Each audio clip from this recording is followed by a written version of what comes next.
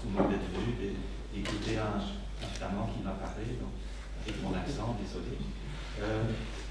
Jusqu'à présent, on a parlé d'hommes et de femmes, de garçons, de filles, mais il y a aussi entre les deux.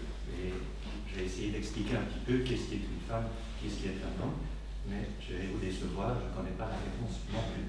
Donc c'est très compliqué. Je vais m'asseoir parce que sinon je ne sais pas où je vais bien. Voilà. Donc vous connaissez tous maintenant Semenya, Casper Semenya.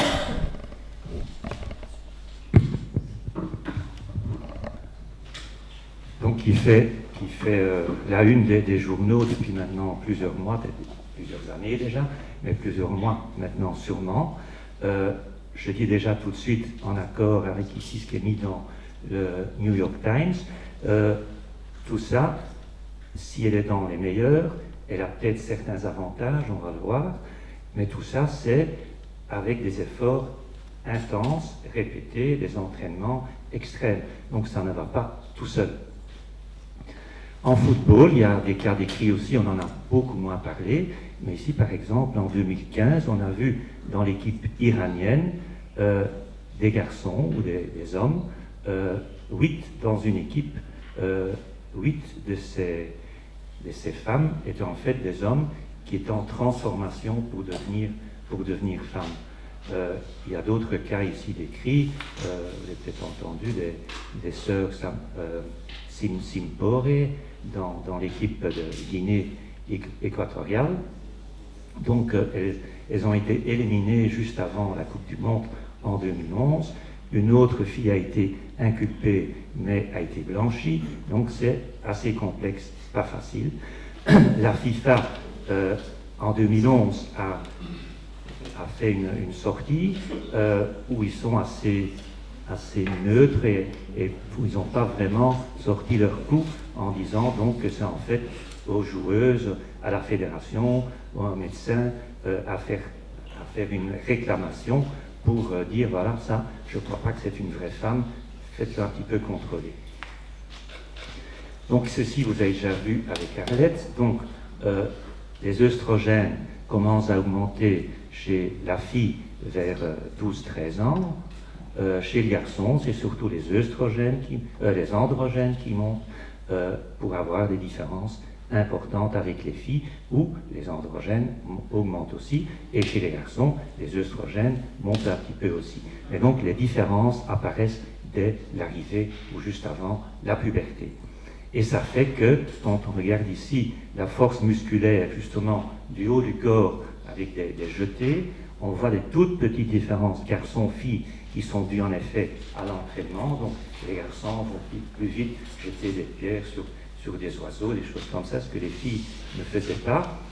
Et donc c'est après la puberté qu'on voit donc des différences qui vont jusqu'à plus de 40%, surtout pour le haut du corps, comme on vient de le voir. Ce qui fait que les garçons et les filles peuvent faire du foot ensemble aussi longtemps que la puberté n'est pas arrivée, donc jusqu'à 12 ans, je crois. Une autre étude qui montre exactement la même chose, une étude plus récente. Donc vous voyez ici un petit peu les avantages d'être un homme. Donc on a plus de globules rouges, on a plus de carrure, on l'a vu, il y a plus d'air dans les poumons grâce à la ventilation qui est plus importante. Le cœur est plus grand, donc un débit cardiaque plus grand. La VO2 max est donc plus élevée, vous le savez, et naturellement beaucoup est dû à cette testostérone qui augmente à la puberté. Les filles ont certains avantages aussi, vont donc moins transpirer, on vient de le voir, plus de souplesse, mais faire attention là parce que ça veut dire qu'il y a plus de risques ligamentaires et articulaires. Les hanches sont plus larges avec des risques pour les genoux, mais des avantages au niveau équilibre, plus de graisse, on l'a vu. Mais donc c'est plus compliqué que ça, et donc le sexe n'est pas uniquement ça. Vous voyez ici par exemple, avantage une femme et un homme, c'est pas toujours ce qu'on pense.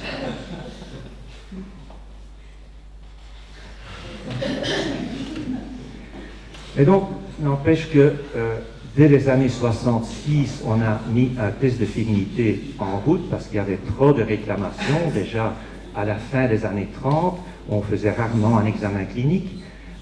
Donc les premières années, c'était simplement un examen de vue, et donc les filles passaient devant un jury qui devait regarder, c'est une fille, c'est un garçon, et on éliminait en fonction de ça. Ça n'a pas duré longtemps, il y a eu trop de réclamations féminines naturellement.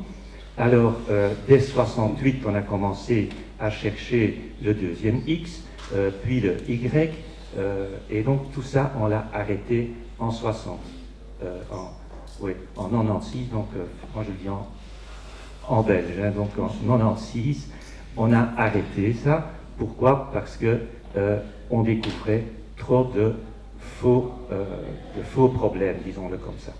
Donc, normalement, vous avez un risque, moins d'un risque sur 2000 de découvrir un trouble de la transformation sexuelle, naturelle donc, hein, par rapport à, dans ces études-ci, donc, où on a regardé les sex-tests des importants Jeux olympiques, où on trouve 1 sur 320 qui ont soit un X qui n'est pas là, soit un Y qui est là.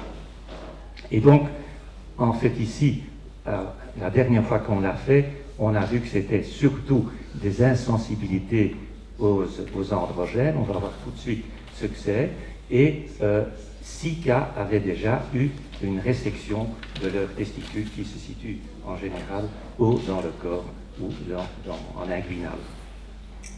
Et donc, tout ça s'était fait en fait pour éliminer des imposteurs, donc des hommes qui voulaient participer chez les femmes pour enfin gagner une médaille qu'ils n'arrivaient pas à avoir chez les hommes. Mais donc, en fin de compte, tous ces tests n'ont relevé aucun cas d'hommes qui trichaient vraiment. Aucun. Il y en a un apparemment qui s'est encouru au moment où on a voulu faire les tests, mais sinon, il n'y en a jamais eu. On a donc arrêté ça en 96, et après, donc, on a dit que c'est uniquement en cas de doute qu'on va éventuellement faire un test. Et donc, Semenya a été une des premières à être pris en doute, disons. On a regardé surtout la testostérone, alors, avant de faire un examen clinique plus approfondi. Testostérone qui devait être à maximum ou moins de 10 nanomoles par litre. Par après, c'est devenu 5 nanomoles par litre. On va le voir tout de suite. Ici, vous voyez un petit peu comment ça se présente. Donc, vous avez les filles ici qui ont à peu près 10% de testostérone en moins que les hommes. Mais vous voyez que donc les différences entre filles sont assez faibles. Les élites, les athlètes d'élite sont un tout petit peu déviés vers l'homme, mais pas vraiment jusque-là. Les PCOS, donc les ovaires polykystiques et tout ça, on va voir, sont aussi un tout petit peu décalés vers la gauche. Mais alors, les vrais intersexes, comme on les appelait avant, se situent vraiment dans les normes de bas, disons, des hommes. Je dis bien bas et pas du tout dans les normes plus élevées. Vous voyez donc une énorme différence entre les hommes avec le moins de testostérone et ceux avec plus de testostérone. Je dis déjà entre parenthèses, donc il n'y a jamais eu une réclamation parce qu'un homme se trouve là par rapport à un autre qui se trouve là, alors que ces différences sont nettement plus grandes ici entre les femmes. Et donc, il y avait d'abord le 10 nanomole qui existe toujours actuellement pour les transsexuels, et alors maintenant on est arrivé avec ces 5 nanomoles, entre autres pour Semenya. On va voir tout de suite. Donc, tout ça pour dire que c'est de l'hyperandrogénisme, c'est le mot plus récent pour l'intersexe. Avant, ça s'appelait plutôt intersexe. Donc, il y a plusieurs sortes là-dedans, c'est un amalgame de possibilités. On va essayer de voir les plus importants. Tout d'abord, le vrai hermaphroditisme, donc les ovotestis, comme on dit maintenant, qui ont et du XX et du XY, c'est très rare. Un cas connu, Stella Welch, ou avant de s'appeler Wadalevich, un cas connu dans le sport il y a dans les années 40. Tout d'abord, la testostérone augmente, double même pendant la grossesse, et donc pendant la grossesse, on a nettement plus d'hormones masculines, ce qui peut aider pour les sportifs de haut niveau pendant la grossesse à s'entraîner plus en force. Regardons maintenant d'abord ce qui se passe avec les ovaires polykystiques. Donc on est maintenant sur des vraies filles XX, vraies filles chromosomiques, je veux dire. Vous voyez déjà que dans les sports où il y a beaucoup de force, vous voyez que ces OMPK, ces ovaires micropolykystiques, sont nettement plus présents que dans les sports d'endurance ou techniques. Une autre étude qui montre en effet des grosses différences, enfin des petites différences de VO2 max et d'autres tests pour voir la force et la possibilité de faire une activité physique importante. Et donc c'est surtout les filles en oligoaménorrhée qui ont un peu plus de testostérone, chez qui on voit des meilleurs résultats. Une autre étude française d'Olivier Coste qui voit la même chose chez des nageuses, et on voit donc qu'il y a nettement plus de nageuses avec de l'hyperandrogénisme par rapport au contrôle. Un autre problème, toujours dans les XX, c'est des problèmes au niveau des surrénales, et donc il y a donc l'hyperplasie surrénalienne congénitale, où, je vous montre en cours ici, il n'y a pas de 25 hydroxylase, ce qui fait que le cortisol n'est pas ou pas assez fabriqué et que tout va plutôt vers la DHEA et vers la testostérone. Et donc, c'est des filles qui ont plus d'hormones mâles, qui n'ont pas assez de cortisol, et donc c'est un déséquilibre entre tout ça, avec des troubles au niveau des ions, etc. Donc ça pose pas mal de problèmes pour ces filles à faire du sport. Donc dans le sport de haut niveau, on les trouve jamais. Pas oublier que si quand même il y a quelqu'un qui a une insuffisance partielle, là on peut parfois les trouver quand même dans le sport, il faut toujours demander une autorisation à usage thérapeutique quand on donne de la cortisone. Ceci, en 2 secondes, c'est quelque chose qu'on a en Belgique et qu'on n'a pas chez vous en France, je crois, qui est très intéressant. Il y a déjà plusieurs médecins du sport qui m'ont remercié pour ça. Donc, vous pouvez sans problème vous connecter sur le CBIP, donc le Centre belge d'information pharmacothérapeutique, et donc vous avez un médicament, principe actif ou spécialité, vous choisissez. Vous prenez par exemple ici l'hydrocortisone, vous allez voir tout de suite qu'il y a un D derrière, donc le D de dopage, puis vous cliquez sur le D, hop, et vous allez voir dans quelles conditions c'est défendu. Donc c'est quelque chose de très intéressant que tout sportif en fait devrait connaître. Les tumeurs, on est toujours chez des filles ou des XX, des tumeurs, soit des surrénales, soit des ovaires, c'est possible, il y a des cas décrits chez des sportifs, et naturellement, quand on opère ces tumeurs qui sont souvent bénignes, on voit une diminution drastique de la testostérone. Il n'y a aucune étude qui a pu montrer ce qui se passe avec les performances. Ici, on voit une différence, mais c'est juste au moment de la puberté, c'est très, très complexe, et sur un cas, on ne peut rien dire du tout.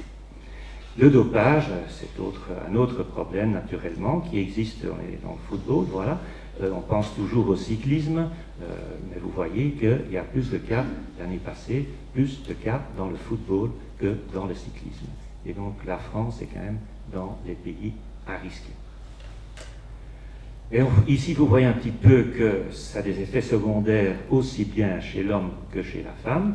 Cette photo ici le montre assez bien chez la femme. De près, vous voyez qu'il y a de l'acné qui se développe, vous voyez les seins qui disparaissent tout doucement, donc une musculature qui augmente brutalement avec des vergetures qui apparaissent, les cheveux qui commencent à tomber, et surtout, vous voyez ici l'agressivité qui apparaît. C'est un des avantages de ces anabolisants.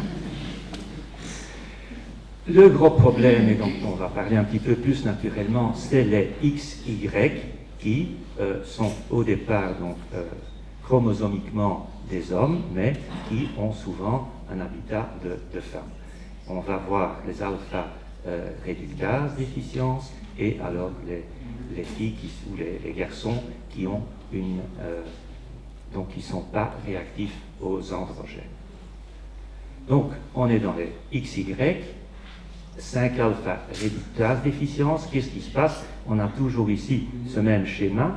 Donc ici, qu'est-ce qui se passe? C'est la 5-alpha réductase qui manque, ce qui fait que la testostérone ne peut pas être transformée en dihydrotestostérone. Dihydrotestostérone, c'est quoi? C'est donc une testostérone très active, surtout au niveau sexuel, c'est-à-dire au niveau de la prostate, au niveau du pénis, etc., au niveau de la peau aussi et des poils. Donc c'est en fait des effets secondaires sexuels qui sont beaucoup sous l'influence de la dihydrotestostérone, mais la dihydrotestostérone pourrait aussi jouer des rôles, entre autres au niveau osseux et musculaire. Et donc, pas oublier donc que les garçons ou les filles au départ qui ont donc une insuffisance en 5-alpha réductase ont donc plus de testostérone, avec sans doute des avantages, mais pas tous les avantages d'un vrai XY, puisqu'il n'y aura pas ou très peu de dihydrotestérone.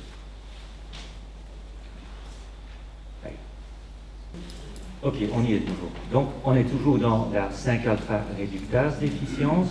Et donc, un bel exemple ici, c'est Erika Schinegger, que vous connaissez peut-être, qui est devenue Eric Schinegger et qui a donné sa médaille, je ne sais plus quelle Jeux ou Jeux olympiques, à Marielle Wachel. Donc, c'était une vraie déficience en 5-alpha réductase, qui sont donc souvent nées en pensant que ce sont des filles, inscrites comme des filles, et c'est seulement à la puberté qu'il y a une certaine virilisation qui va se faire. Chez certains, cette virilisation va loin et ça va faire devenir pratiquement un habitus de garçon. Chez d'autres, ça reste plus féminin, et donc il y a une bonne partie quand même de ces filles qui veulent rester filles et qui restent filles, même si elles attrapent un tout petit peu de barbe, etc.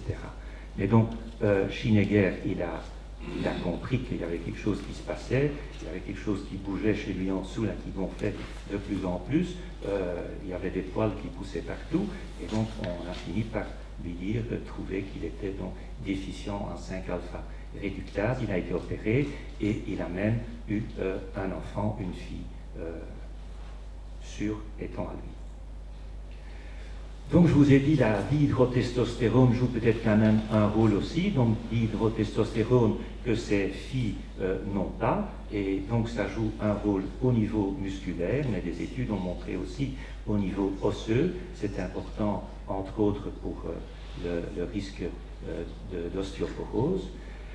Par contre, maintenant, l'insensibilité aux androgènes, c'est encore plus compliqué parce que vous avez vraiment une panoplie de possibilités. Il y a au moins 400 mutations possibles avec donc des habitus de filles complètes pratiquement, si ce n'est que, comme c'est des XY, il n'y a naturellement ni ovaire ni utérus, jusqu'à des garçons pratiquement tout à fait normaux. Donc des testicules qui se trouvent souvent dans le ventre ou qui descendent un peu plus bas en inguinal, et parfois, donc chez certains, à la puberté, ils descendent même à leur place habituelle d'un vrai garçon. Et donc c'est souvent des grandes filles, on les trouve souvent dans les cabarets, tout ça aussi. Elles ont peu ou pas de poils, elles ont souvent des beaux seins, des seins qui se développent par transformation des androgènes en œstrogènes dans la graisse, et donc ils restent souvent comme des vraies filles, si ce n'est qu'elles ne seront jamais enceintes naturellement, et qu'elles ont de la testostérone avec des valeurs élevées, mais souvent sans que ça ait un effet sur leur musculature. Et donc, il y a des études ici avec 5 cas où on a fait une gonadectomie. Est-ce qu'il faut aller jusque-là pour pouvoir faire du sport et pour avoir ces androgènes qui descendent, alors qu'on sait que chez ces filles-là, il n'y a souvent aucune raison de penser que ça va faire beaucoup d'effet. Ici, vous avez quand même c'est Rio, les Jeux Olympiques de Rio en 2016. Vous avez le podium avec 3 filles qui sont hyperandrogéniques, prouvées. Quand vous regardez alors, rien que Semenya, ses résultats, donc en 2010, on a décrété qu'il fallait que la testostérone reste en dessous de 10 nanomoles par litre. Vous avez vu ces temps en 800 mètres qui augmentaient progressivement. Il y a eu donc des réclamations, Chant entre autres, et donc la TAS, donc le tribunal du sport, a décrété que ce n'était pas valable parce qu'il n'y avait pas d'études qui montraient vraiment qu'il y avait des avantages chez ces filles ou à avoir de la testostérone aussi élevée. Donc de nouveau, on pouvait avoir n'importe combien de testostérone. Les temps de Semenya ont quand même de nouveau diminué. Et donc la TAS voulait une étude ou des études qui étaient plus efficaces pour prouver qu'il y avait une influence de la testostérone. Il y a une étude qui est sortie, dirigée d'ailleurs par la FIFA, la Fédération internationale d'athlétisme, on va le voir tout de suite. Ils en ont conclu que du 400 mètres ou mile, il fallait avoir moins de 5 nanomoles par litre, uniquement pour ces sports-là. C'est juste les sports où Semenya est très actif, naturellement. De nouveau, donc Semenya a porté plainte, ça a été de nouveau arrêté, et donc du coup, Semenya a fait un de ses meilleurs résultats. La TAS a de nouveau dit non, si, il faut moins de 5 nanomoles. On voudra encore d'autres études, mais cette étude-là donne déjà l'exemple qu'il faut rester en dessous de 5 nanomoles.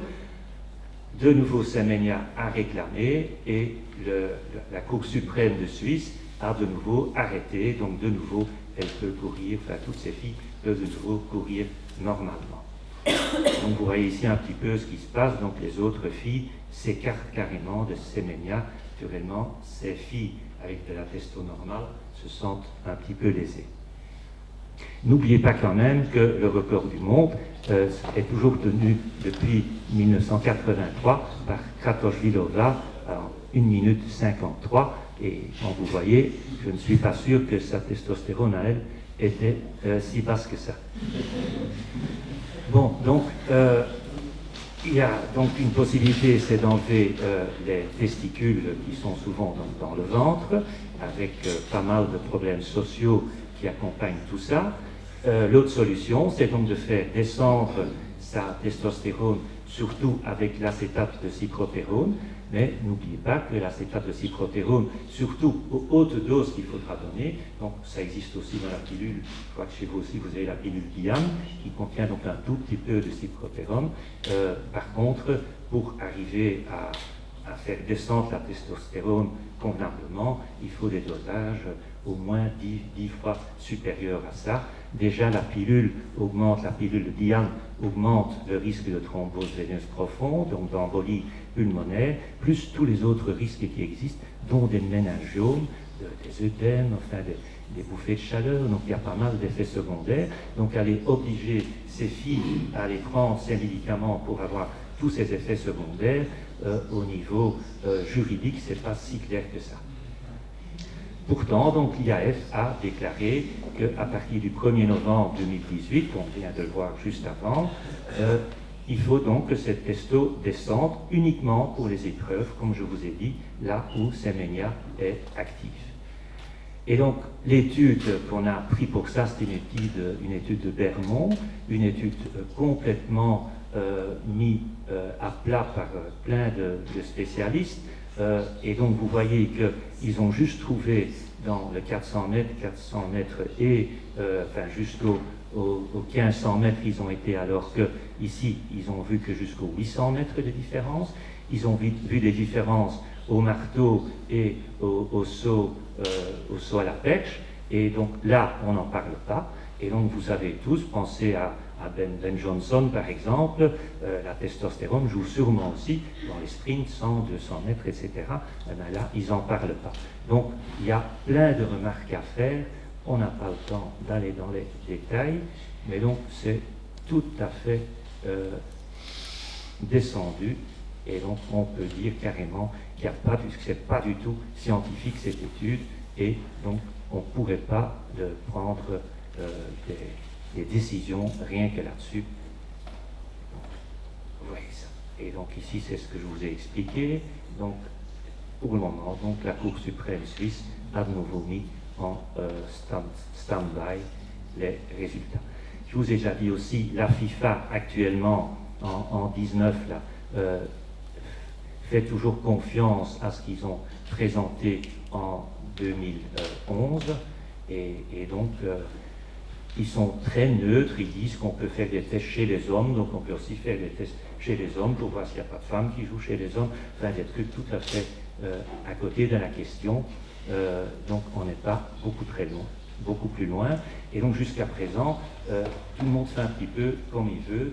Donc chaque fédé fait comme il le pense, mais souvent on se copie quand même de ce qui est décidé par la Ligue d'athlétisme, et qui suit souvent après ça le comité olympique, et puis les autres suivent, mais pas toujours. Et donc il y a d'autres avantages possibles au niveau génétique naturellement. Donc on connaît l'alpha-actinine 3 qu'on voit surtout dans les sports de force, beaucoup moins dans les sports d'endurance. Il y a l'hémochromatose HFE, donc c'est un gène qui augmente l'hémoglobine et les globules rouges. Donc une étude française chez des sportifs français, des champions, et qu'est-ce qu'on a vu? Que dans la population normale, 27% a ce gène, et quand on voit chez ces sportifs de haut niveau, les médaillés, 80% possèdent ce gène, où il y a donc plus d'oxygène, donc plus, vous avez compris, des avantages certains. La myostatine est bien connue, moins chez les humains, mais ça existe, mais la myostatine est surtout connue chez ces bœufs pour avoir plus de poids, et donc plus de muscles et plus de viande, mais aussi chez les chiens, par exemple. Les chiens de course, ils sont presque tous dopés, entre guillemets, à la myostatine, c'est-à-dire qu'on les croise pour qu'ils aient beaucoup de myostatine. Et donc chez les hommes, ça pourrait se faire aussi. Vous voyez ici une femme qui probablement a pris soit de la testostérone, soit a ce gène de la myostatine. Moi, je crois plutôt le premier. Et donc vous voyez ici tous les gènes, quelques gènes qui sont impliqués dans l'activité physique. Donc c'est très complexe, et donc quand vous voyez Phelps avec ses longs bras et son corps très large a sûrement des avantages. On l'a déjà vu tout à l'heure aussi, un petit a sûrement des désavantages par rapport à un grand dans d'autres sports. Donc il y a d'autres gènes qui influencent. Un problème plus important encore, je crois, c'est les transgendres. Je vais essayer d'aller vite pour y arriver, mais il y a d'abord les transsexuels qui changent de femme en homme. C'est moins souvent. Tout d'abord, ceci c'est complexe, c'est un homme qui est devenu femme, vous connaissez sans doute, hein, le docteur Richard, qui est un tenniswoman. En 2004, il fallait encore avoir eu une transformation chirurgicale au moins 2 ans avant, et avoir pris des œstrogènes avant de pouvoir participer comme transsexuel chez les femmes. Et en 2015, ils ont tout à fait changé ça. En 2015, il ne fallait plus du tout être opéré. Il suffisait, donc ça c'est d'abord encore de femme vers homme. Donc là c'est uniquement des œstrogènes qu'il faudra prendre, des androgènes qu'il faudra prendre, et des anti-œstrogènes. Donc pour les hommes alors qui veulent devenir femmes, il faut juste mettre sa testostérone en dessous des 10 nanomoles. Donc pas encore les 5, ici c'est toujours les 10 nanomoles pendant au moins 1 an, et rester donc en dessous des 10 nanomoles.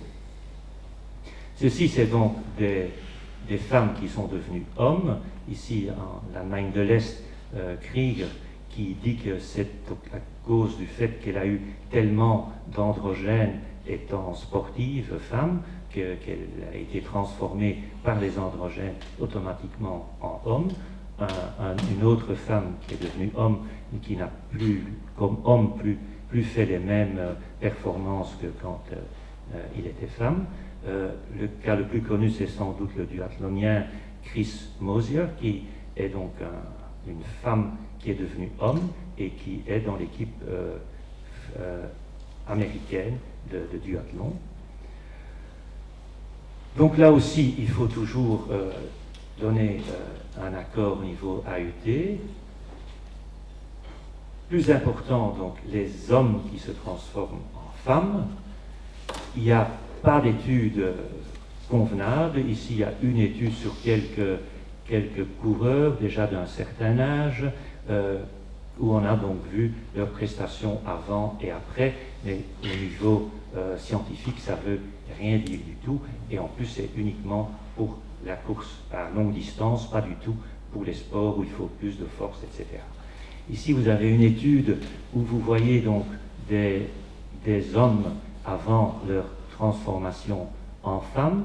Donc, vous voyez que quand ils sont transformés, ils ont donc moins de testostérone, et au niveau musculaire, ici, c'est donc des variations musculaires, et vous voyez donc qu'ils ont moins de muscles en effet, donc la moyenne diminue, mais quand on les compare avec des femmes non transformées, donc vous voyez que les différences persistent. Il y a donc un certain chevauchement, mais la moyenne n'est pas du tout la même. Donc au niveau musculature, il reste un avantage certain. Au niveau carrure aussi, donc vous voyez ici en Australie un homme transformé en femme, avec sa testostérone descendue, etc. Il a quand même été défendu de continuer à participer au rugby chez les femmes, mais il n'a pas trouvé mieux que d'aller à ce moment-là au handball, et donc actuellement il est dans l'équipe nationale de handball, et vous voyez un petit peu ce que ça fait. Donc pour moi, ce n'est pas sans danger quand vous voyez ce qui se passe au rugby en France par exemple, avec plusieurs décès dus vraisemblablement à ces différences de carrure. J'ai quand même peur d'une femme comme celle-ci à faire du football. Je crois qu'il risque d'avoir des accidents assez graves. Ceci donc pour dire qu'il n'y a pas que la testostérone qui joue, il y a plein d'autres éléments où la testostérone est en partie responsable, mais des choses qui persistent.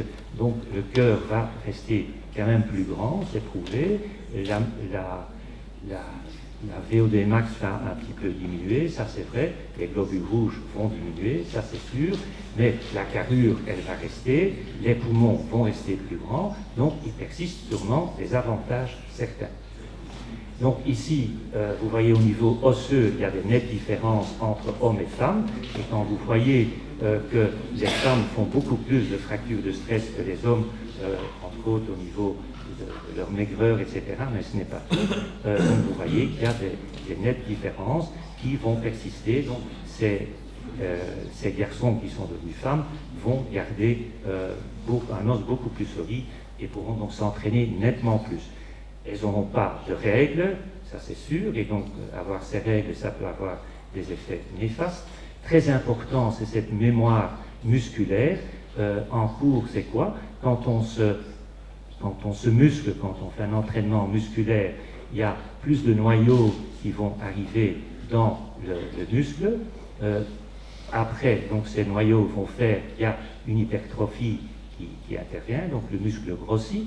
On arrête l'entraînement, le muscle va diminuer, mais les cellules vont garder leur noyau. Et donc quand par après on va se réentraîner, on aura beaucoup plus facile à réattraper une musculature importante. Et c'est une des raisons pour lesquelles on dit que Gatlin, même s'il ne se dope plus, alors qu'on sait qu'il s'est dopé avant, a fait des meilleurs temps après son dopage que pendant son dopage. C'est sans doute dû à cette mémoire musculaire. Une autre étude qui montre à peu près la même chose. encore des études qui montrent la même chose, on n'a pas le temps. Il y a plein de sports où on voit donc apparaître des transsexuels. Ici, dans le temps, il fallait encore rester 2 ans chez les hommes alors qu'on était déjà transformé au niveau chirurgical. Donc vous voyez ici un homme qui doit toujours participer chez les hommes alors qu'il est déjà devenu femme depuis moins de 2 ans. C'est dans une équipe belge et après, elle est toujours d'ailleurs dans une équipe à l'étranger maintenant. Elle est en Italie, je crois, où elle est dans l'équipe olympique italienne. Mais vous voyez qu'il est beaucoup plus grand que les autres athlètes et donc ça donne manifestement des avantages. Vous avez sans doute entendu parler de tout ça. Donc ça existe et on voit de plus en plus d'hommes qui veulent devenir femmes et vice-versa. Mais pas oublier quand même que la plupart des gens sont d'accord avec leur sexe, mais vous voyez quand même que presque 3% veulent changer de sexe. C'est devenu beaucoup plus facile dans certains pays, dont en Belgique depuis le 1er janvier 18. Et qu'est-ce qu'on voit depuis le 1er janvier 18?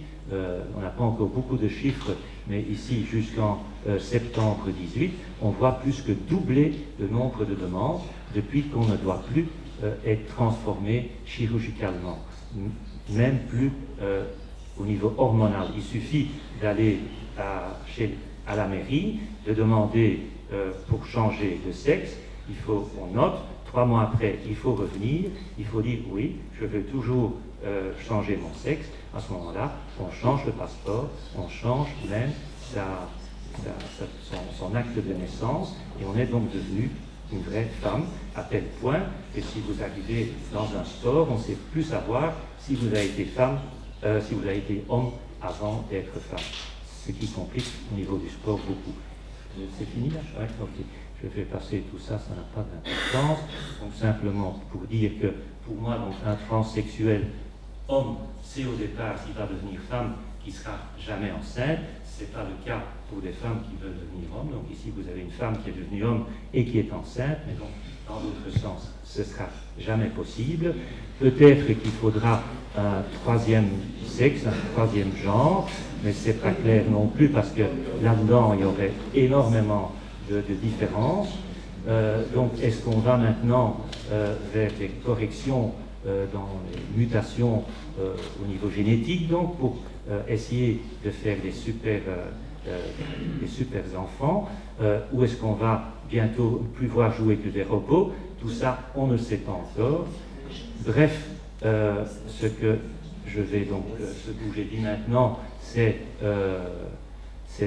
pas très clair encore. Je crois que ce sera jamais très clair, et donc je crois que c'est à vous à donner une carte rouge à qui vous le pensez.